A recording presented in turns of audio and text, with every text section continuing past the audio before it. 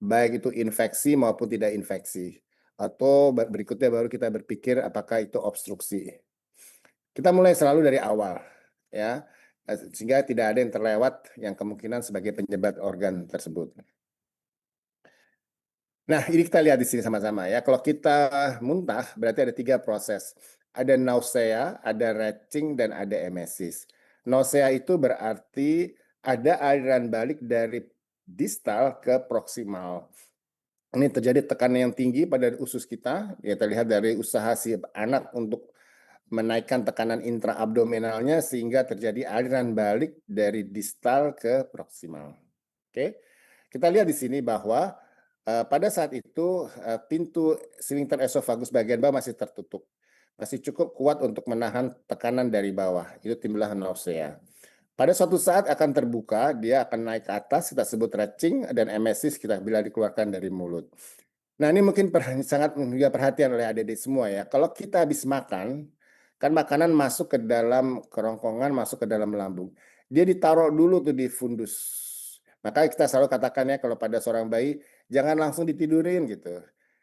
Dinaikkan dulu, ditegakkan dulu beberapa lama. Itu tujuannya adalah supaya, karena biasanya kan numpuk dulu di sini. Kalau kita langsung tidurkan, sementara sphincter esofagus bagian bawah belum sempurna, dia bahkan naik ke atas. Dia cukup dulu sesuai jumlah tertentu, dia akan merangsang pacemakernya, dia masuk ke sini, ke korpus, dia proses menjadi suatu bentuk yang lebih siap, baik bentuk ukuran maupun debat komponen makanan tersebut lewat pilorus yang kecil masuk ke duodenum.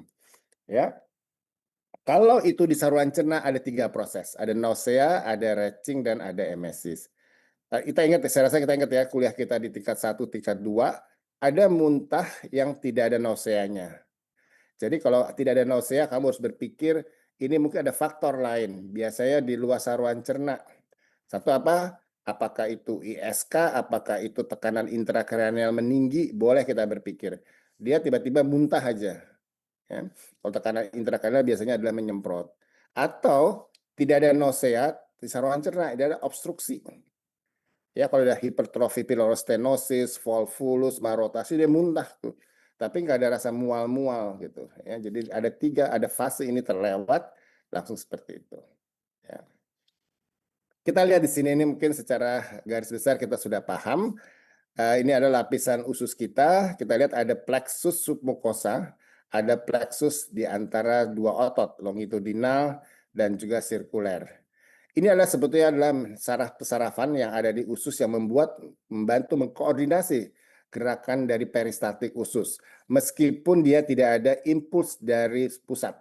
Artinya dengan merangsang plexus ini saja, gerakan usus bisa berjalan. Ya, maka kalau kita lihat kan, kalau kita terlalu kencang melakukan stimulasi pada saluran cerna kita, timbullah gejala mual, muntah. Gitu kan. Ya. Oke, ini kita lihat sama-sama. Jadi kita lihat dari ujung ya sampai ke bawah. Ya. Saya mau nanya sama Nabila, yang dimaksud dengan saraf motorik somatik apa, Nabila? Saraf motorik somatik ya, Prof. Ya, apa tuh? Kalau misalnya motorik somatik berarti dia yang bertanggung jawab terhadap gerakan motorik, tapi secara tidak sadar ya, secara sadar ya, Prof. Maksudnya itu gimana tuh? Maksudnya bisa dikendalikan, Prof. Ya, betul ya. Jadi kalau kita ngomong mau tarik, kita bisa tentukan, saya nggak mau bergerak. Ya, kalau saya tidak mau menelan, saya tidak mau buang air besar dulu gitu ya. Itu bisa kita kendalikan, itu somatik ya, motorik. Tetapi kalau otonom, jadi di antara kedua organ yang ditunjuk itu dia mau otonom, nggak bisa kita mencegah esofagus nggak bergerak. Oh, lambung jangan mengosongkan lambung dulu, nggak bisa. Itu otonom ya. Jadi kita lihat bahwa pergerakan persarafan saluran gerak kita umumnya di saraf otonom ya. Dan di mana juga dia akan mempengaruhi plexus-plexus yang ada di usus tadi tersebut. Inilah semua membuat gerakan usus kita menjadi sangat kompleks. Jadi kalau kita ngomong muntah, perhatikan ya, nanti kita lihat definisi. Kalau kita ngomong muntah, kita mengeluarkan sesuatu secara ekspulsif. Jadi terlihat sebetulnya seorang bayi itu, seorang anak itu, bila muntah, tadi saya katakan, dia ada upaya untuk mengeluarkannya, di tekanan abdomennya meningkat, kita ngelihat dengan upaya. Dia harusnya ada mual-mual dulu, dia akhirnya dimuntahkan. Itu secara mudahnya di lapangan. Meskipun kita tahu bahwa di secara teori ya, mungkin kita tahu bahwa secara lapangan tentu tidak semudah seperti kata dalam teorinya. Kita lihat di sini sama-sama ya, sebentar. Ini kita lihat ya, kalau kita ngomong muntah, ya berarti ada pusat muntah, yaitu suatu area di medulla oblongata, termasuk formasi retikular, juga termasuk nucleus tractus solitarius ya. Pusat muntah ini akan terangsang sesuatu, dia akan muntah. Ya kita lihat. Apa yang membuat dia terangsang? Ada sesuatu impuls datang, bisa dari saluran cerna, apakah itu dari lambung atau usus halus ya, atau dia dari bukan saluran cerna, yaitu biasa dari nervous system. Biasanya paling sering ada bisa kita lihat, ada bisa dari cortex cerebri, dari CTZ, ya. Ini paling sering ya, ini ada impuls pada CTZ, dia akan merangsang saluran saraf pusatnya menjadi pusat muntah. Atau dari organ lainnya seperti cortex cerebri, vestibuler, dan batang otak. Jadi pasti ada sesuatu tentu berbeda. Apa saja yang bisa merangsang CTZ tentu akan berbeda yang merangsang cortex cerebri maupun vestibuler. Tapi sama-sama semua merangsang pusat muntah dan dia muntah. Ya, kita lihat di sini. Kita catat di sini. Semua akan menghasilkan muntah. Berarti ada pusat muntah yang terangsang oleh sesuatu, bisa datang dari vestibuler, bisa datang itu dari cortex cerebri, bisa datang dari CTZ. Ya. Apa saja yang bisa dari vestibuler? Biasanya adalah impuls yang terkait dengan keseimbangan, motion sickness. Ya, mobil mabok perjalanan dan sebagainya. Itu biasanya dia akan mengimpuls ke vestibuler dan muntah. Atau dalam keadaan psikologis, biasa itu mengandung faktor-faktor psikogenik, cerebral, dan limbic system. Dia akan merasa situ. Tetapi ada juga obat-obatan. Apakah itu obat-obatan, apakah itu suatu keadaan dalam tubuh kita, seperti kalau kita obat-obatan, ada morfin, phenytoin, sitostatika, digitalis, aspirin, antibiotika. Ini kalau kita minum, dia akan memberikan efek ke CTZ. Bila terlampaui batasnya, dia akan menimbulkan CTZ, mengeluarkan kemoreseptor, akhirnya dia merasa pusat muntah. Atau di dalam tubuhnya memang ada sesuatu uriwe yang tinggi pada gagal ginjal, kita lihat sering muntah kan? Atau amonia pada gagal hepatologi yang cukup besar, dia akan muntah-muntah. Ya, atau adrenalin dalam keadaan satu stres dan sebagainya. Jadi ini semua ya bisa menyebabkan rangsangan pada CTZ dan manifestasinya adalah klinis. Jadi Anda lihat nanti kalau di lapangan coba ya, kita sama-sama belajar mencoba membawa apa yang kita baca di buku ke pasien kita. Kita lihat pasien-pasien nanti kalau kamu di hematologi ya, kamu lihat ya. Pasien itu saat ini kan saat nyeri menjadi concern ya bagi kita.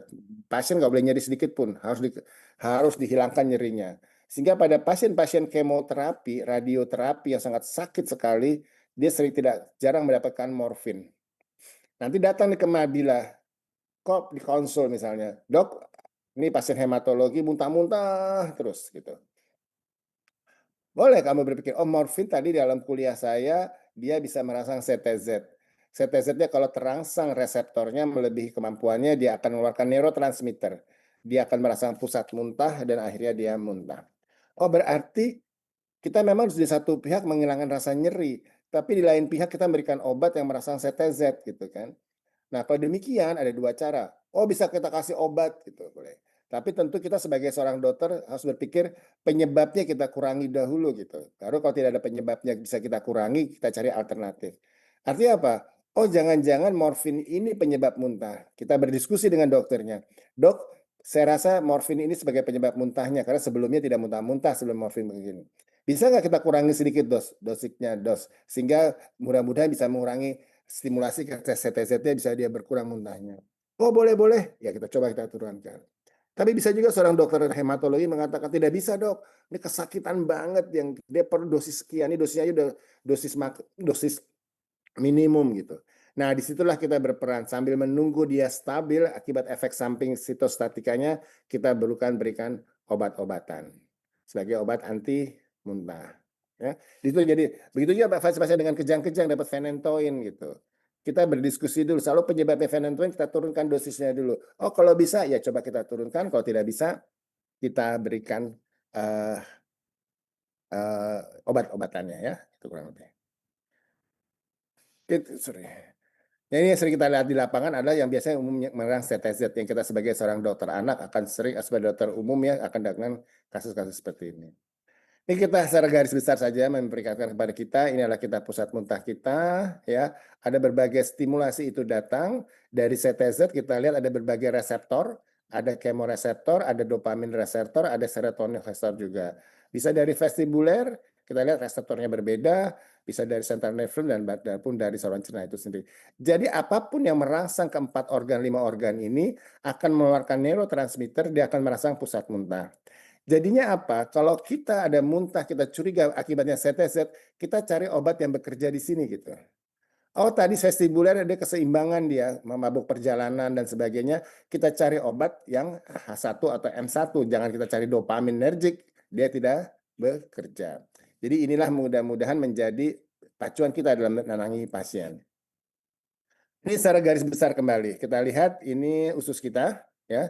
Di usus kita ada epitel, kita tahu bahwa berbagai iritasi, adanya infeksi, kemoterapi, atau obat-obatan, dia akan merangsang saluran pencernaan kita, dia bisa mengeluarkan mengeluarkan suatu neurotransmitter, dia langsung ke CTZ, atau dia langsung ke pusat muntah, atau berbagai obat-obatan. Jadi kita bisa lihat peran saluran cerna itu walaupun dia di saluran cerna tapi dengan mekanismenya ada penghantaran impuls melalui neurotransmitter dia bisa merangsang pusat muntah.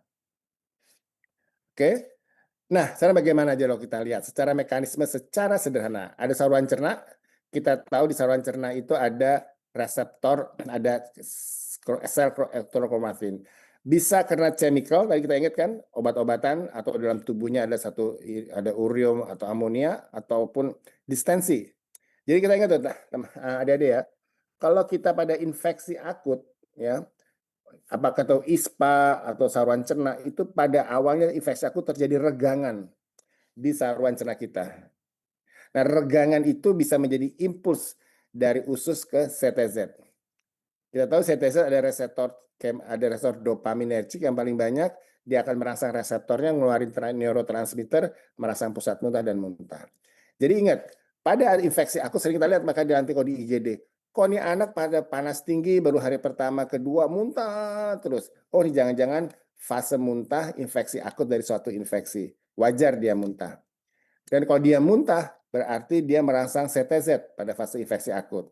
Berarti kalau saya mau hilangkan muntahnya, saya harus kasih obat yang mempunyai kerja di reseptor yang ada di CTZ. Yang paling dominan adalah reseptor dopamin, maka aku kasih antidopamin nergic. Gitu ya. Ini ada mekanismenya saja, dia akan melalui kemoreseptor atau melakukan mekanoreseptor. Kalau dia obat-obatan semua skemo, kalau ini maka distansi mekanik, dia merangsang sel tertentu sehingga pada saluran cerna tersebut akan keluar mediator, tadi ada 5-HT dan sebagainya, kita lihat. Kemudian dia akan merangsang nefas vagus ke pusat muntah dan terjadilah muntah. Ya. Selain itu kita juga lihat bahwa banyak lagi dikeluarkan, mediator ini adalah 5-4 yang utama, mediator yang lain yang mereka keberadaan mereka adalah mempernikat bekerjanya ke mediator yang tersebut.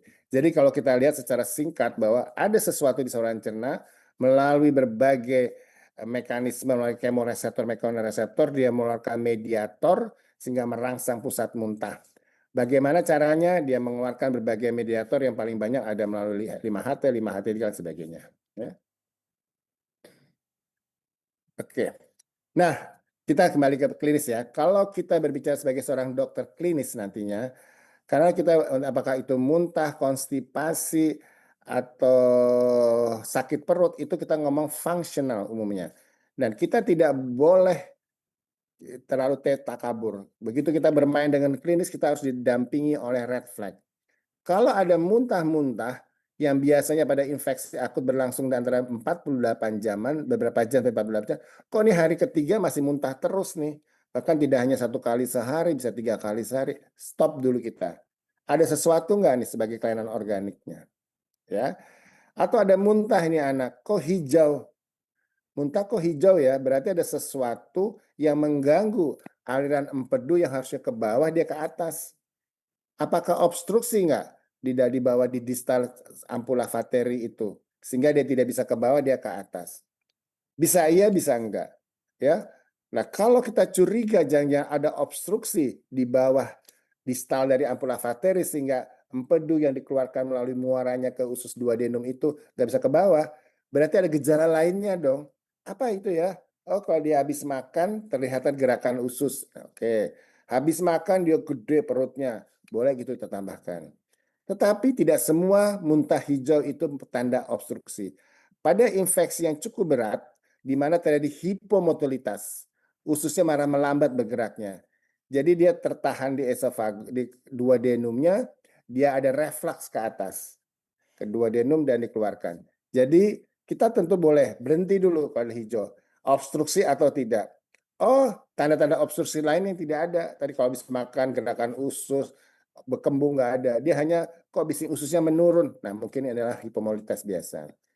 Yang paling khas adalah yang baru saya curigai, kalau ada sebelum muntah rasa sakit perut yang sangat berlebihan. Itu biasanya hati-hati volvulus, hati-hati mal rotasi. Ya, itu jangan, itu PR ya teman-teman adik-adik di bawah lapangan.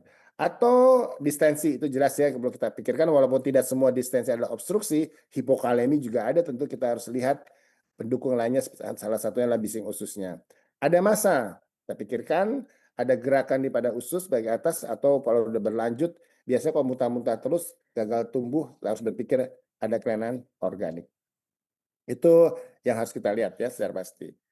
Nah, sekarang kita ambil contoh. Kalau muntah pada seorang bayi tentu berbeda pada neonatus bayi pun anak. Masing-masing punya kekhasan dan masing-masing ada bisa timbul di pada masa bayi, tidak timbul pada neonatus maupun pada anak. Sekarang saya mau nanya sama Najiba. Kapan kamu curiga atresia esophagus? Pasti datang ke kamu dilaporkan oleh perawat, dok, bayinya muntah. Jadi kalau neonatus di bawah sebulan ya. Baik, pertama, kalau yang saya pikirkan itu ketika dia makan, dia akan memuntahkan makanannya dan dia biasanya kalau atresia esophagus ketahuan di minggu-minggu awal kehidupan begitu, Prof. Dan biasanya ada ciri khas lain, ada hipersalivasi, kemudian nanti biasanya karena atresianya di esophagus, maka biasanya cairannya itu warnanya bukan hijau, Prof. Baik, jadi kalau namanya atresia apa? Betul ya, atresia kan buntu ya berarti ya logikanya ya. Jadi harusnya ada hubungan antara mulut ke lambung, dia buntu nih gitu. Nah, normalnya bagus. Tadi yang Nabila Najiba ya, Najiba jawab udah oke. Ada berapa yang saya tambahkan? Satu, kalau bayi lahir dia kan menangis ya. Itu berarti udara masuk tuh dari luar mulut esofagus ke lambung. Sehingga seharusnya begitu dia bayi nangis lahir perutnya cembung dikit lah atau minimal rata. Ya. Tapi kamu lihat kok nih bayi cekung banget perutnya ya gitu. Aneh nih, padahal udah nangis-nangis berkali-kali waktu lahir, waktu kita resusitasi. Boleh kita berpikir, aduh ada tanda satu nih gitu ya. Terus kedua kita lihat, biasanya tuh udah gitu kita mulai curiga satu ya. Kalau kita terlewat di situ, biasanya kita terlewat ya, udah kita bersihin jalan napas, masuk ke kamar bayi. Nah beberapa lama lagi datang tuh orang bayi perawatnya ke kamu lapor, dok ini anak sering gumoh ya, sering muntah ya, diminumin susu. Kita tentu pertama-tama berpikir, alah gumoh normal kan pada bayi, ya normal dong gitu. Tapi kalau berlebihan menjadi satu alarm buat kita. Nanti kita lihat hipersalivasi nggak kan gitu. Apa ini kalau ada hidroamnion. Nah kalau seperti ini gimana buktinya Najibah bahwa ini dia atresia atau kamu curiga kan gitu ya? Apa yang kamu Untuk membuktikannya bisa memakai NGT, Prof. Apa karena ada sumbatan atau buntu tadi, maka kalau misalnya NGT, seharusnya dia nggak bisa masuk. Jadi NGT itu bakal ngelipat gitu, Prof. kamu udah tahu hitungnya udah tahu kan pernah kita KKD kan berarti kan? Ya itu penting sekali. Jadi kalau seperti ini kita wajib pasang NGT. Tapi kalau kita pasang NGT itu harus didengerin di udaranya ya, di lambungnya ya. Tuh. Iya kan? Di push kan? Jangan lupa. Ya, karena kalau kita punya alat yang lebih kalau kemudian di tempat kita bekerja ada radiologi, kita diminta untuk melakukan pemeriksaan radiologi, gitu ya. Kadang-kadang yang masang laki-laki sama yang perempuan beda-beda. Kalau laki muter, padahal dia nggak apa-apa di situnya gitu ya. Harus yakini dulu ya. Gitu. Oke, sekarang saya mau nama sama Naila, Naila Hasna. Bagaimana kamu memikirkan sebuah hipertrofi pylorus stenosis? Kamu nggak kelihatan deh mukanya, Naila. Kurang bawah dikit deh. Ya maaf, maaf dok, belum dinyalain lampunya. Curiga atresia pylorus atau duodenal tadi dok, mohon maaf. Bukan. Kamu dengar pertanyaan saya? Tentang atresia stenosis pylorus ya dok. Saya tanya ke kamu, makanya disimak ya. Ya, siap. Bagaimana kamu bisa kapan kamu curiga HPS? HPS itu singkatan dari apa? Hipertrofi pylorus stenosis kan? Gimana kapan? Kalau ada muntah proyektil dok, Kontak perutnya gimana? Maksudnya gimana? muntahnya menyemprot gitu dok dari anak. Oke. Tekanan intrakranal meninggi juga menyemprot. Kan tadi kan gitu kan, kalau tekanan nggak ada mual, muntah nggak ada mual bisa intrakranal meninggi atau obstruksi kan gitu kan. Sekarang gimana nih? Kamu kebayang nggak HPS seperti apa, Naila?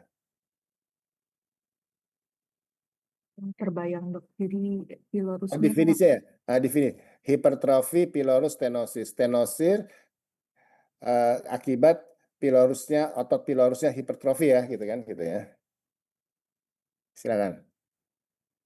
ya, lalu dari muntahannya, warna muntahannya juga tidak hijau. Kemudian kalau dari pemeriksaan radiologis bisa terdapat tampilan bubble dok. Kan kamu kebayang ya bahwa ada pylorus tuh kecil loh, lumen yang kecil menghubungkan antara lambung dengan duodenum. Nah, udah kecil itu sekarang hipertrofi dia, ya, sehingga menjadi stenosis. Stenosis kan obstruksi parsial ya, berarti tetap ada hubungan, tapi lumennya makin menyempit. Berarti dengan demikian ada gangguan aliran dari lambung ke duodenum. Itu dia, jadi sederhana kita terjemahin dulu definisinya. Oke, berarti kalau ada sesuatu di lambung, mengisi lambung, dia nggak bisa cepat turun ke bawah. Karena ototnya hipertrofi, lumennya jadi menyempit. Jadi berarti saya akan melihat apa sih? Ayo, kalau dibantu Teresia. Kayak benjolan kecil di area epigastrium mungkin dok, Kenapa dia benjolan? karena hipertrofinya dok. Ya, hipertrofi kenapa jadi tiba-tiba oh benjolannya kena hipertrofi gitu. Beda ya, kalau kita mendapatkan benjolan karena intus subsesi atau HPS. Pada HPS kita tidak bisa mendapatkan massa atau benjolan akibat karena hipertrofi dari pylorus tersebut. Tapi yang bisa kita ambil di sini apa? Berarti ada gangguan aliran dari lambung ke duodenum. Jadi kalau si bayi minum, dia numpuk dulu di lambung. Yang harusnya sudah mengosong, dia nggak jadi lambat pengosongannya. Jadi akan bertumpuk di dalam lambung tersebut.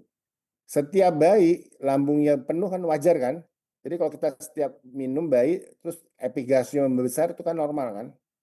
Tetapi karena dia sulit mendorong ke bawah karena lumennya menyempit, terjadilah hiperperistaltik kan? Si ototnya mendorong lebih cepat biar bisa keluar. Sehingga terjadilah gerakan usus pada epigastrium. Jelas nggak Naila sama Teresia yang saya jelaskan? Teresia? Jangan di mute dong. Naila juga dibuka, jangan di mute. Kita lagi diskusi kan. Jelas dok. Teresia juga buka, jangan di mute. Teresia, jangan di mute Teresia. Ya sudah jelas dok. Udah, sudah jelas. Ada dua Teresia tadi itu ya, sorry ya. Jelas ya? Belum. Baik. Jadi gini ya, paham yang saya sampaikan kan? Jelas nggak? Paham nggak kamu? Kalau nggak paham bilang, jadi penting saya terangin lagi. Paham nggak? Teresia, coba terangkan.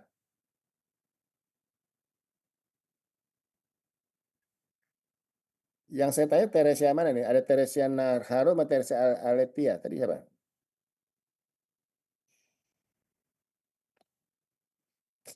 Naila, jawablah.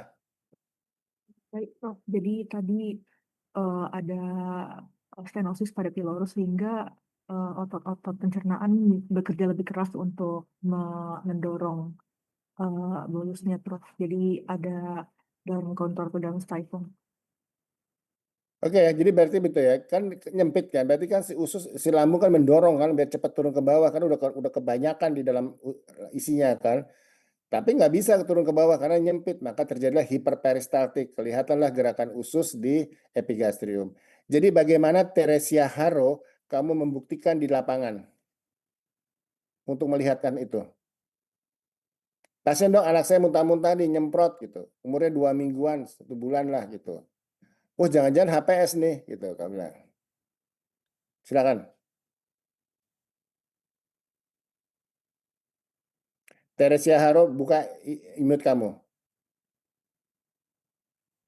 Ayo. Iya dok, mohon maaf dok, Muka internet kamu udah saya nggak kelihatan kurang Teresia, bagus. naikin. Muka kamu nggak kelihatan Teresia, itu Mungkin kebanyakan. bisa dikasih, dok, mungkin bisa dikasih minum buat lihat gerakan peristaltiknya dok. Gimana maksudnya kamu? Maksudnya gimana? Yang di mute Teresia. Mohon maaf dok untuk sinyal. Iya dok, untuk sinyal saya Tunggu aja dok, kamu lagi bagus dok menjawab dari kan? tadi. Kamu lagi Apakah menjawab. suara saya sudah terdengar? Terdengar secara Untuk penegakan ya, jelas, silakan.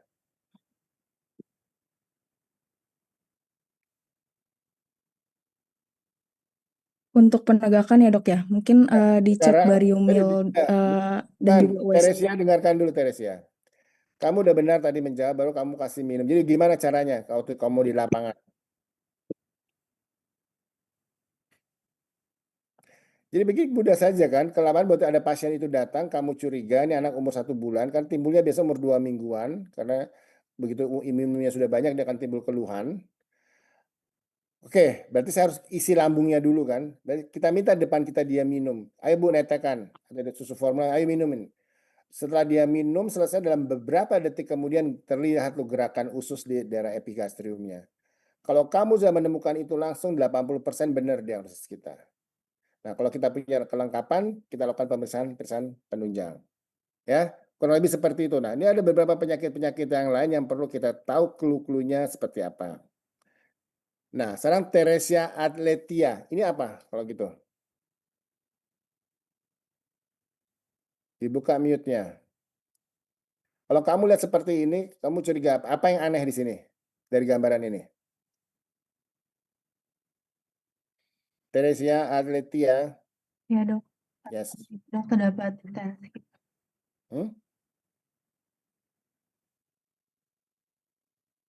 Nih ya, kamu lihat di sini nih. Ini lambungnya ada 2 kayak begini. Nggak normal kan? Dia habis minum harusnya kan rata dong. Perutnya saya bilang tadi di lambungnya penuh oke. Ya.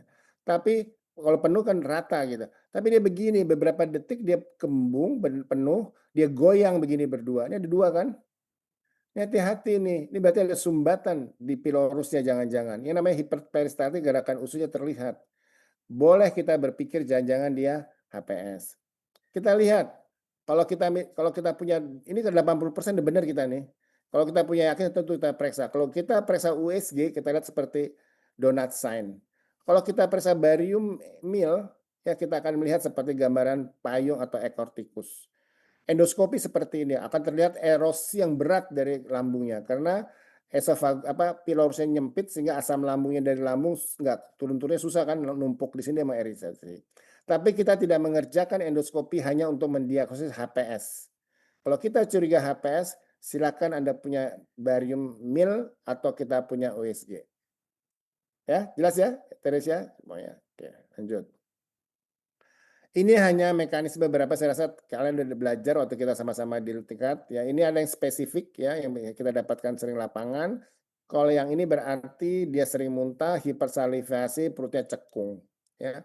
Kalau yang ini perutnya cepat cekung, tapi ngegrok aja karena ada komunikasi antara esofagus dengan kerongkong dengan saluran nafas.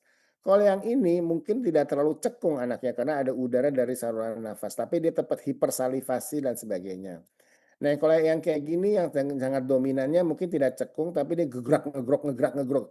Nah, kalau pada bayi kecil 1 minggu 2 minggu pertama kamu tuh gerak, hati-hati adanya fistel antara esofagus ke kerongkongan, ke saluran nafas. Ya.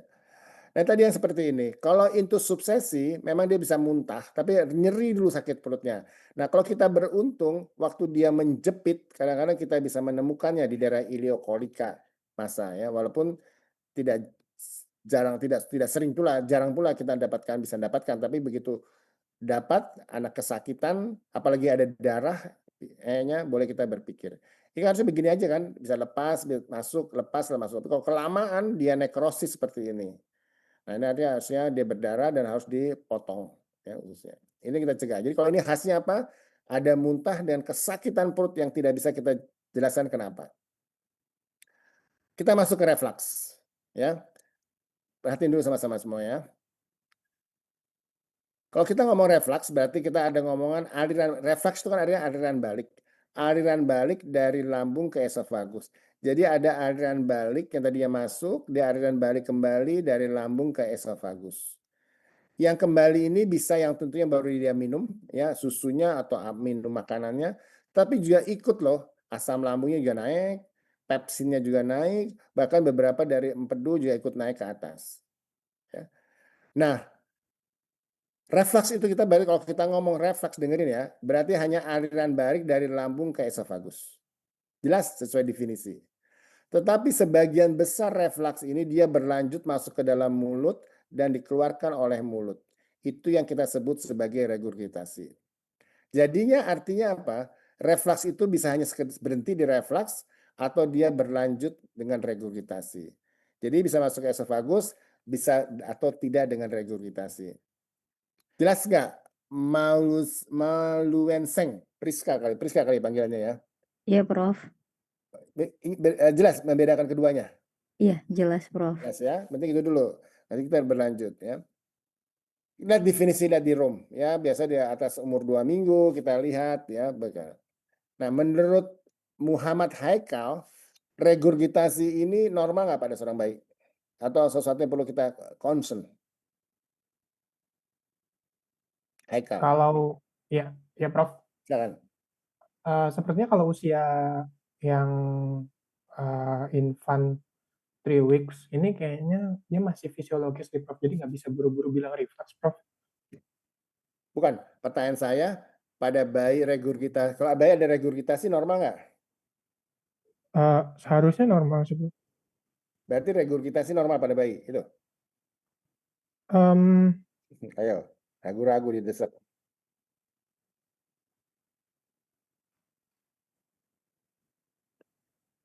Ayo. Benar Oke, sih kita Prof, lihat. seharusnya normal Prof kalau misal tidak ada simptom-simptom yang lain. Oke. Kita lihat ya, ini. Ini ada suatu penelitian dari berbagai peneliti dari berbagai merepresentasikan berbagai negara. Dia menilai pada bayi normal. Bayi normal berarti bayi itu tumbuh dengan baik setiap bulannya dari 0 bulan sampai 12 bulan. Dengan dia ingin melihat ini jumlah bayinya, ini umur bulannya, umur 1 bulan, ini 12 bulan, ini jumlah bayinya. Kita lihat secara keseluruhan. Apa yang kamu lihat di sini, Haikal? Mana Haikal? Ya ini Prof, saya Prof. Ya silakan. Ini umur 1 bulan, ini 6 bulan, ini 12 bulan. Ini persentase artinya umur sebulan sekian persen, yang penelitian ini mendapatkan 80%, ini sekian gitu, ini sekian persen. Global aja, nggak usah satu-satu bahas. Jadi dari gambaran peta seperti ini yang kamu bisa lihat apa? Sepertinya memang regurgitasinya tinggi sih Prof di 3 bulan pertama Prof. Kalau dilihat dari sini 3 bulan pertama, lalu nanti akan menurun persentasenya. Tapi untuk di awal, kalau dari grafik ini sih 3 peneliti bilang masih di atas 70 sampai di atas 60% Prof. Jadi bisa kita katakan ya betul Haikal ya. Nanti kita lihat secara normal. Pada bayi normal regurgitasi terjadi loh. Jadi wajar. Jadi regurgitasi itu bisa terjadi, memang terjadi pada bayi normal. Bahkan bisa sampai 80% bayi satu usia 1 bulan. Tapi semua dia menurun hingga setengahnya pada usia 6 bulan dan minimal sekali pada usia 12 bulan dan hilang pada 18 bulan nantinya. Jadi bisa kita katakan di sini apa? Yang bisa kita katakan adalah jadi regurgitasi itu melakukan evolusi, berkurang secara alamiah, sesuai dengan bertambahnya usia. Kita lihat 6 bulan pertama oke lah banyak, itu PR buat kita. Tapi dia akan berkurang secara bertahap sampai usia 12 bulan. Ini yang kita pakai sebagai seorang dokter nanti. Datang baik ke kamu umur 2 bulan, dok anak saya regurgitasi 4-5 kali. Memang kita katakan di atas 4 kali itu banyak. Tapi nggak apa-apa, nanti malah kita turunkan kan. Kita lihat saja anaknya tumbuhnya baik, happy aja sehari-hari, kita lihat saja perkembangannya. Nanti memang kita berpikir, tapi ini anak berlebihan regurgitasi sampai 6 kali, 8 kali, orang tua cemas, tentu walaupun dia normal akan berkurang di bertambahnya usia. Pada saat ini anaknya cemas kan, orang tua cemas, ada nggak kita upaya untuk menurunkan, nanti kita lihat. Tapi pada prinsipnya itu dulu ya, Haikal dan yang lain-lain ya, Priska, hafal ya, paham dulu ini dulu. Oke. Sekarang kita lihat di sini ya, dengan siapa nih? Rizkyani. Ini Rizkyani kepalanya nggak kelihatan juga nih. Semua pada kelihatan. Kelihatan mukanya dong. Betulin kamera kamu. Kurang naik lagi. Ini malah nggak kelihatan muka kamu. Nah situ. Oke ya. Kamu jawab apa yang terjadi di sini. Kita baca data ya. Ini baik kita ambil di sini ya, sampai sini.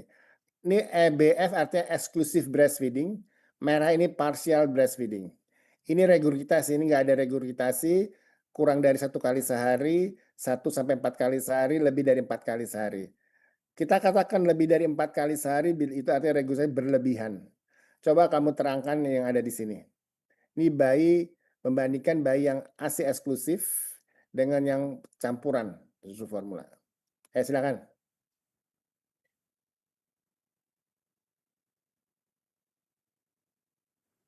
Jadi pada pasien eksklusif breastfeeding itu di usia 2-3 bulan regurgitasinya itu lebih 4 kali lebih jarang, Prof. Gimana? Gimana ngomong kamu?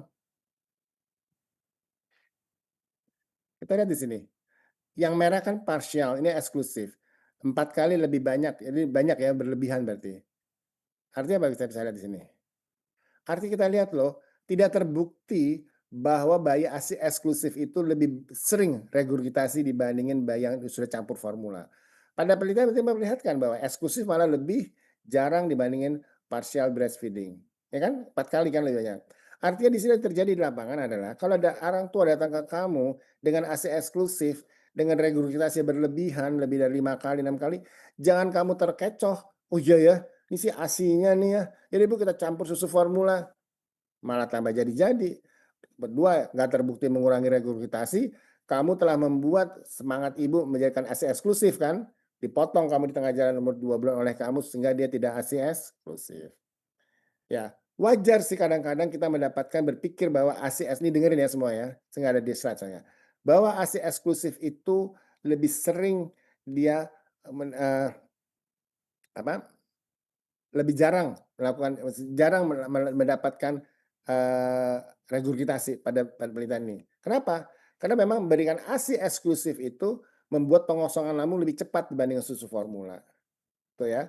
Memberikan ASI eksklusif itu sangat kemungkinan kecil sekali adanya alergi terhadap protein susu sapi. Tapi kita kadang-kadang melihat kok ASI eksklusif lebih sering ya dibandingin susu formula. Bisa-bisa saja jawabannya seperti ini. Kalau kita berikan ASI eksklusif kan gitu, kita nggak bisa kendalikan kan. Tapi kalau kita kasih susu formula 120 mili, kita bisa main ibunya kan, kasih dulu 30, kurangin lagi, 30 kurangin lagi, sehingga nggak regurgitasi dia. Kalau dia ASI eksklusif kan langsung sedot, muntah nasi bayi kan, gitu. Karena nggak bisa bermain dengan kita. Kalau kita pakai botol kan kita bisa kendalikan volumenya, waktu pemberiannya. Jadi tapi yang data ini memperlihatkan pada kita, yang memperkuat kita sebagai seorang dokter nanti, jangan terburu-buru terkecoh untuk menyetop atau mencampur ASI eksklusif hanya sekedar mengurangi regurgitasi. Kalau nih ya, nih harusnya kamu sebagai generasi muda dokter baru nanti ya mengubah paradigma yang salah saat ini. Sekarang mudah sekali orang ngomong GERD, ya kan? Ya. Kalau kita lihat di sini, kalau kita ngomong tadi refleks udah jelas ya, normal ya pada bayi ya, aliran balik dari lambung ke esofagus bisa berlanjut ke berikutnya. Kalau kita ngomong disease berarti sudah ada luka di esofagusnya. Ya, sorry. Itu mundur. Ya, jadi kalau kita berani ngomong disease berarti kita sudah yakin ada luka di lambungnya itu esofagitis akibat lambungnya penuh akibat masuknya asam lambung dari lambung ke esofagus yang terlalu lama atau terlalu sering. Oke, nah yang menarik bagi kita ya apa? Kita tahu tadi Haikal sudah memperlihatkan bahwa 70% bayi regurgitasi loh, 60% sampai 6 bulan dan sebenarnya cukup banyak bayi regurgitasi dan bisa berapa kali sehari, 4 kali, 5 kali sehari. Tetapi untuk jadi GERD sedikit loh, hanya 8 sampai 6% lah, 3 sampai 8%. Jadi hanya kecil sekali yang bisa menjadi merusak, ya, jadi asam lambung itu bisa merusak esofagus orang bayi itu. Jadi kita jangan terburu-buru membuat diagnosis GERD pada seorang bayi. Pada kenyataan prevalensi sangat rendah. Kalau GR oke lah. Kenapa dia kira-kira bisa sedikit itu? Ayo kita jawab nih, siapa nih? Vindasya, ayo. Nggak dengar nih Vindasya. Iya dok. Nggak jawab. Jawab ini. Oh iya dok, maaf. Baik dok. Untuk Sorry ya. kenapa Dengerin bisa saya. sesedikit Vindasya, itu ya dok? dengerin saya dulu. Pertanyaan iya, saya kan tadi kan regurgitasi banyak ya. Tapi yang GERD itu kecil loh. Kalimat ini bisa menjawab, slide ini bisa menjawab itu. Silakan. Karena ada perlindungan dari prostaglandinnya ya, Prof. Di bagian mukosalnya, jadi nggak gampang untuk mengalami damage. Terus? Ada exit clearance juga. Jadi nantinya begitu ada GERD itu tetap bisa didorong sama gerakan peristaltik. Ya, jadi bisa kita oke ya betul. Jadi gini, kita tuh di permukaan esofagus ada prostaglandin, dia jadi pintu, jadi pagar tuh untuk menahan serangan. Dalam hal ini adalah asam lambung. Cukup kuat dia untuk sebagai mekanisme pertahanan tersebut ya di sini. Di lain itu ini ada keunikan alamiah kita, ada acid clearance dari esofagus. Esofagus ya di dalam esofagus kita ada 5 mili dia dorong ke bawah. Ada 100 mili dia dorong ke bawah. Ada berapapun mili yang ada masuk ke dalam esofagus pasti secara otomatis dia akan dorong ke bawah. Jadi ada namanya peristaltik. Jadi begitu ada reflux, shoot, dorong lagi, shoot, ya gitu. Kedua, kita tahu si bayi itu setiap detik menelan air ludah. Air ludah itu adalah bicarbonate buffering, jadi netralisasi. Dan tentunya ada sphincter ya, si pintu ini meskipun belum maksimum tapi sebagai barrier juga.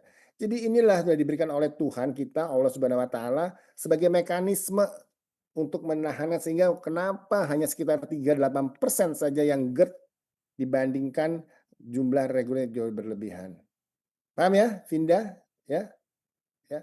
Ini kita pakai untuk kita bersama-sama ya. Baik. Nah, perhatian semua ya. Jadi kita kalau melakukan barium mil kita tidak rutin pada reflux. Kita hanya melakukan bila kita curiga ada kelainan anatomi. Sehingga dia refleksnya berlebihan, apa ada sumbatan di bawahnya, malrotasi, volvulus, kita lakukan pemeriksaan ini. Ini ada pH metri, nanti kita bahas.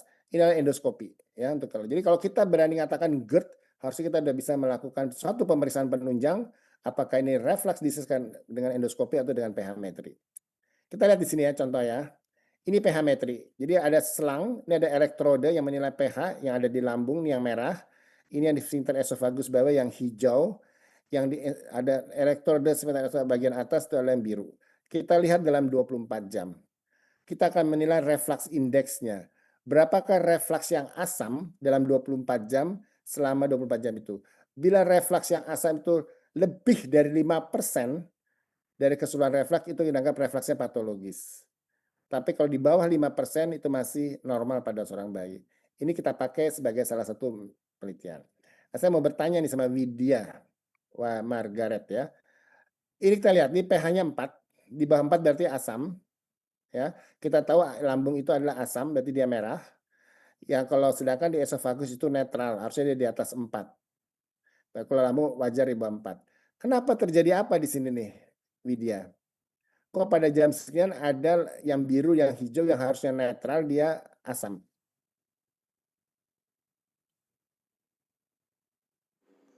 Ya, Prof. Kemungkinan ada terjadi peningkatan dari asam lambung, Prof. Mungkin ada makanan atau minuman yang masuk, Prof. Berarti ada asam yang masuk ke esofagus ya. Bahkan tidak hanya pada distal sampai ke proksimal yang biru. Ya, itu berarti dia refleks nih, terjadi refleks nih. Normal nggak? Belum tentu. Kita harus cari dulu, hitung dalam satu hari dengan alat tentunya ya. Kalau dia lebih dari 5% yang banyak yang hijau biru ini, dia abnormal. Oke, paham ya Widya? Oke. Sekarang saya mau nanya Mas Zahra. Kenapa yang biru kan yang merah ini kan harusnya di bawah 4 ya? Kenapa dia ada di sini nih?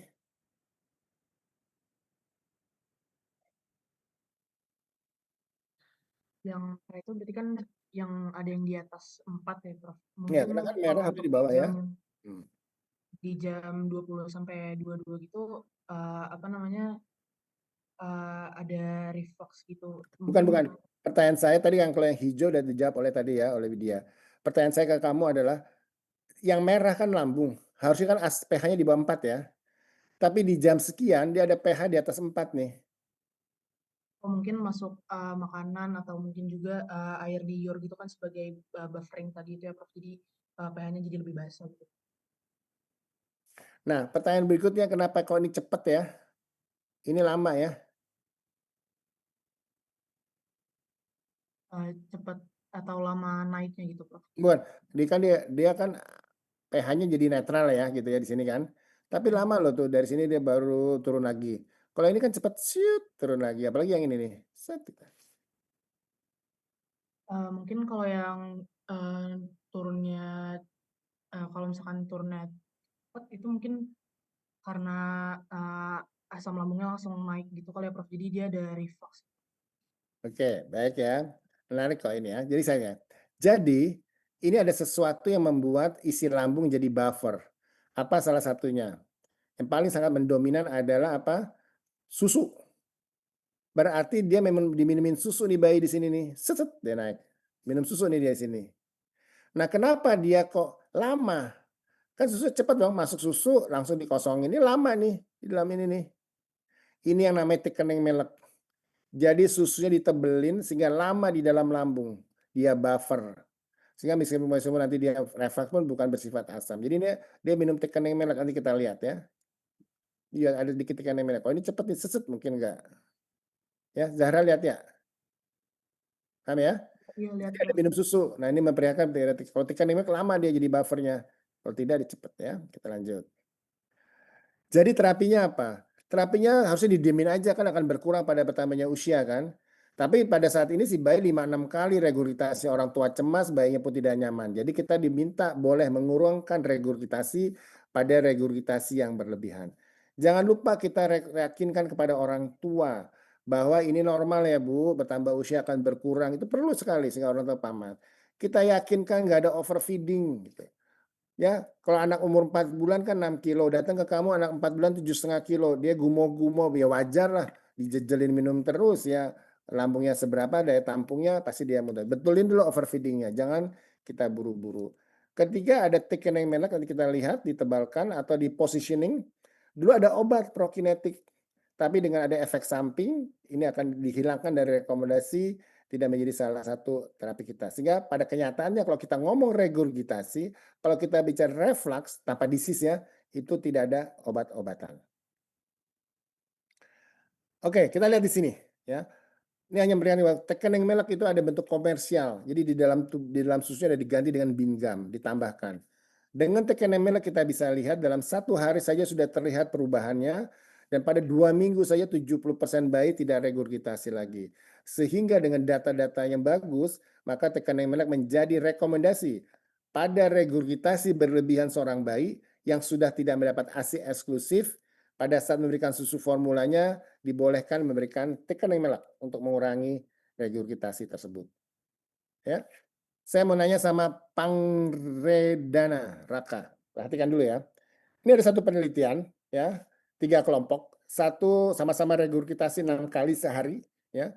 Yang satu dapat sesuai formula standar, ya kita lihat dalam 1 bulan ternyata turun dari 6 menjadi 3. Yang satu ini adalah susu formula pick and mix yang komersial, yang ada bean gumnya tadi, dia dari 6 kali menjadi 1 kali.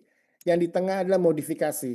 Dari susu formula standar kita tambahin tepung beras 5 gram, ya. Terjadi penurunan dari 6 menjadi 2 kali. Pasien ini baru pertama kali umurnya 2-3 bulan datang ke penelitian ini dengan hasil seperti ini, ya. Nah, kebetulan di Poli panggilan siapa sih kamu, Raka kali ya. Raka di lapangan dapat nih pasien pertama kali datang ke kamu belum pernah diobat-atin apa-apa. Pertama datang ke kamu mengeluhkan, "Dok, anak saya kebetulan sudah dapat susu formula dan dapat regurgitasi 6 kali sehari." Nah, Raka menyontek nih penelitian ini. Cocok nih. Pasien saya juga umur 3 bulanan, 6 kali sehari juga. Saya mau contek hasil penelitian ini, mau saya terapkan ke pasien saya. Boleh dong, ya kan? Ini kan sebagai, mau yang mana kamu pilih? Izin Prof, apakah suara saya dapat terdengar? Jelas, ya silakan. Ya. Mungkin kalau dari hasil penelitian ini saya bakal memilih yang paling kanan dok, Prof, yang pakai FM dan beam gum, karena hasil akhirnya lebih regurgitasinya dan lebih cepat turunnya juga. Oke, baik. Ada yang lain nggak? Naura, Musil.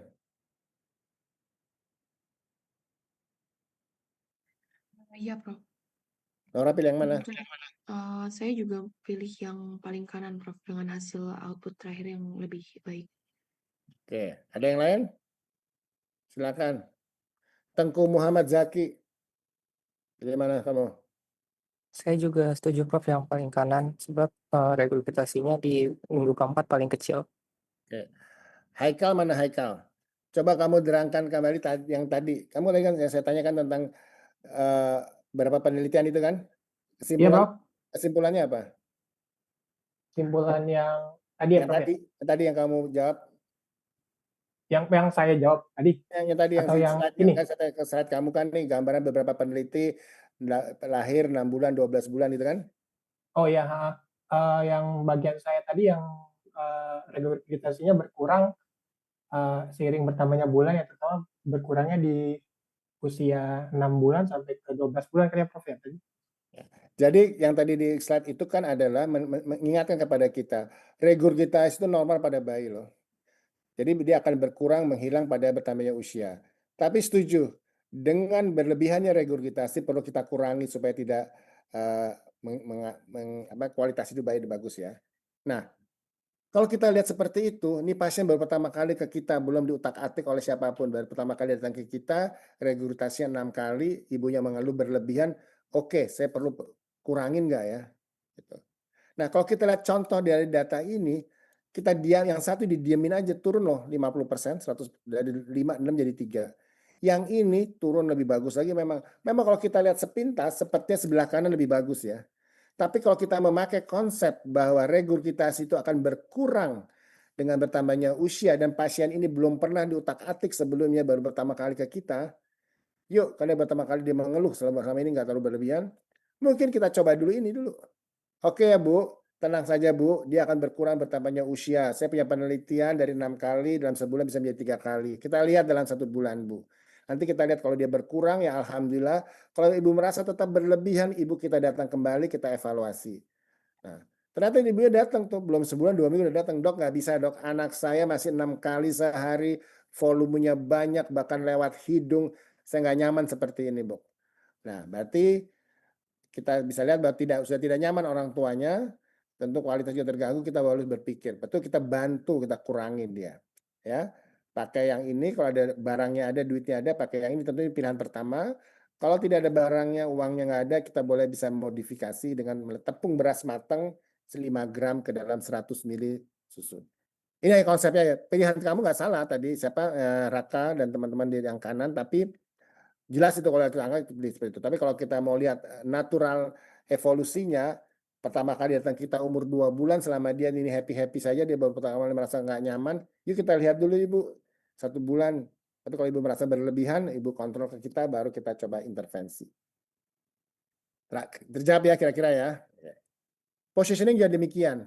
Ya. Posisi ini yang kita anjurkan tetap adalah supine 60 derajat. Tidak usah pakai kursi ini, kita beli aja pakai bantal, masukin sarung. Yang kita naikkan pinggangnya ya, karena kita mau menaikkan lambung. Jangan naikin di sininya. Kalau naikin di sininya, nggak naik lambungnya. Ya.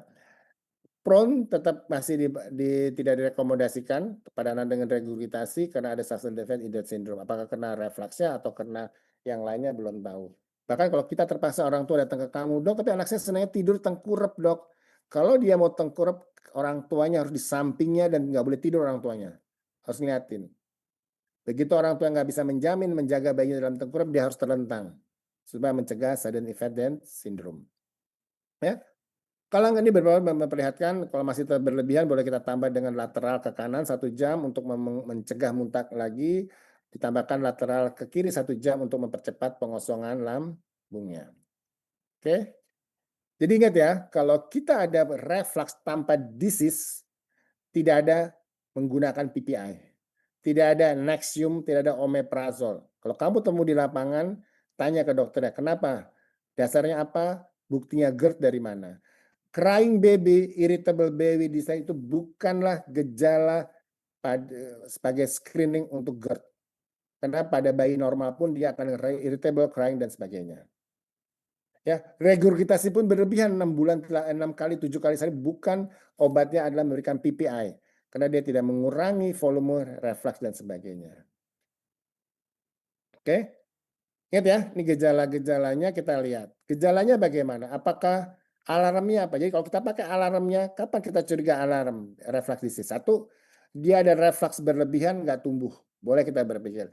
Ada reflux berlebihan, refluksnya atau regurgitasinya ada darah. Atau dia back arching, melengkingkan ke belakang. Ya, Sedifer syndrome. Ini yang kita pakai sebagai kemungkinan dia GERD. Jadi crying baby, irritable baby, feeding refusal bukan alarm pertama untuk reflux disease. Ya, kita lihat di sini. Ya, kamu cepat aja, waktu udah hampir habis ya. Kita lihat di sini. Anak crying baby ini perhatikan semuanya ya. Ya, kalian menjadi seorang dokter cukup yakin ya. Anak crying baby diperiksa pH metrinya. Kita ingat tadi kan di bawah 5 dia adalah normal, 5 sampai di atas 5 adalah patologis. Tapi yang kemungkinan besar adalah GERD atau disease ada di atas 10. Kita lihat di sini. Ini anak crying baby kita pH metri. Sebagian besar ada di sini loh. Berarti dia normal loh. Hanya sebagian lagi di sini yang masih abnormal tapi belum tentu esophagitis. Yang esophagitis masih di sini. Jadi apa pesannya? Kalau kamu memberikan PPI hanya berdasarkan crying baby, irritable baby, kamu nge-abuse di sini. Oke, dipegang ya, nanti kita lebih mendalam belajar waktu ada waktu. Tapi yang penting itu dulu, jangan hanya reflux kita berikan PPI, kita mengebus seperti ini, dengan crying baby, irritable baby ya. Oke, jadi yakinkan orang tua kita, yakinkan dulu thickening meal, positioning ya. Kalau kita berikan obat-obatan PPI atau hanya kalau kita sudah yakin inilah esophagitis. Kalau kita sudah terapi esophagitis, dia masih juga berdarah, masih tidak bertumbuh dengan baik, masih Sedifer syndrome juga. Sementara obat sudah kita berikan cukup lama, lebih dari 4 bulan, 6 bulan, kita boleh berpikir, mungkin ini perlu diikat esofagusnya dengan fundoplikasi. Kita tentu berdiskusi dengan bedah anak. Oke, sekian dulu ya dari saya sebagai pengantar. Tentu lebih mendalamnya kalian baca kembali, lihat Instagram juga boleh kalau mau ya, tapi yang penting sumbernya dipercaya gitu kan gitu. Jangan kita menakut-nakutin orang tua, semua digertin, akhirnya semua bergerd. Ya, ini ada satu penelitian berbagi aja ya, bukannya untuk apa-apa. Datang ke saya misalnya umur 9 bulan didiagnosis GERD. Didiagnosis GERD-nya dari umur 3 bulan. Berarti dalam 6 bulan dengan PPI, anaknya tumbuh dengan baik. Kadang-kadang dia nangis-nangis rewel. Jadi hanya berdasarkan rewel. Bayangkan kan kalau anak kita digitukan, mau nggak kamu diberikan bayi kamu dikasih PPI setahun tanpa parameter yang jelas gitu ya. Itu saja, kembalikan kepada kita kalau sebagai orang dokter bahwa itu kalau anak kita, adik kita, ponakan kita, mau nggak kita berikan. Sehingga waktu kita berikan sesuatu, rasional menjadi penting, tapi rasional jangan rasional tanpa arah, rasional by ilmu yang kita punya gitu ya. Oke, ada pertanyaan nggak? 1, 2 boleh, kali ini udah 1 menit lagi nih, saya udah melebihi batas. Oke? Nggak jelas? Jelas semua? Ngantuk semua? Ya mudah-mudahan nggak ngantuk ya. Jadi pasti yang saya ajarkan tidak 100% masuk. Kamu baca-baca lagi kuliahnya. Kalau nggak bertanya boleh ditanya. Mendingan tanya deh. Kalian begitu lepas lulus kan nggak bisa, jadi nggak ada connecting kita ya. Bukan nggak ada, tapi kan jadi lebih sungkan kan. Selama masih di bagian anak, mana yang nggak jelas, baik ilmu gastro, ilmu nefro, ilmu, tanya sama dokternya ya. Mungkin kendala di sini sekarang semua nge-zoom semua ya. WA juga boleh lah ya. Oke ya, kita tunggu ya. Baik, saya tutup acara ini. Mudah-mudahan bermanfaat. Terapkan di praktek sehari-hari. Saya tutup ya. Assalamualaikum warahmatullahi wabarakatuh. Waalaikumsalam warahmatullahi Waalaikumsalam. wabarakatuh. Semua ya, sekolahnya lancar. Amin, terima kasih Prof. Iya. Amin, terima kasih Prof.